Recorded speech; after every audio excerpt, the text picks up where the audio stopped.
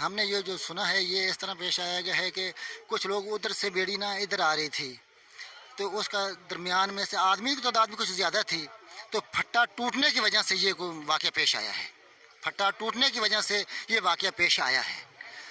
تو انہوں نے مجھے یہ علم ہے کہ 35 آدمی ہیں کل، تو ان میں سے 3 نکل گئے ہیں زندہ، باقی دریا میں ہیں، جن میں سے 8 کی لاشیں نکال لی گئی ہیں، باقی دریا میں ہیں۔